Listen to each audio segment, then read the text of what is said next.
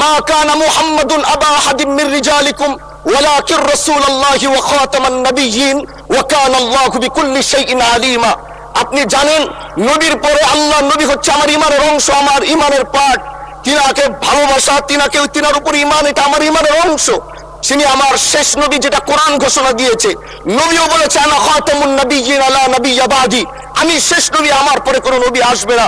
কিন্তু মাননীয় স্পিকার, দুঃখের সাথে বলতে হয়, বাংলাদেশের এরকম একটি পার্ট রয়েছে, যেই পার্টের এক অংশ মানুষ তারা নবীকে অস্বীকার করে, তারা মুসলমান দাবি করে। এবং এই বিষয়ে অনেকের ধারণা আছে, তারা জানে এই আন্দোলন করতে গিয়ে অনেক মুসলমানকে রাস্তায় শহীদ হতে হয়েছে, আন্দোলন করতে হয়েছে।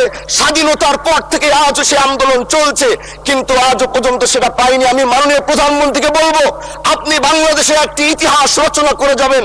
আপনার মাধ্যমে যদি এটা স্বীকৃতি পায়, যারা নবীকে অস্বীকার করে তারা কোনোদিন মুসলমান থাকতে পারে না, এটা আইনের মাধ্যমে, এটা বাংলাদেশের পার্লামেন্ট থেকে ঘোষণা হবে, সেটা আমরা চাই। কুখ্যাত কাদিয়ানীদেরকে রাষ্ট্রীয়ভাবে অমুসলিম ঘোষণা করা হোক।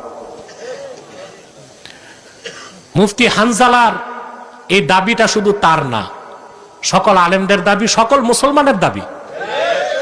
অতএব আমি চাই সংসদে বিরোধী দলের বাকি যারা আছে তারাও তার সাথে, মুফতি হানজালার সাথে একত্রতা ঘোষণা করুক, এবং তারা প্রত্যেকেই কুখ্যাত কাফের কাদিয়ানীদের রাষ্ট্রীয়ভাবে অমুসলিম ঘোষণার দাবি সংসদে উত্থাপন করুক। তারা থাকবে সংসদে, আমরা থাকবো রাজপথে। দাবি আদায় করতে সরকার বাধ্য হবে, ঠিক কিনা বলুন?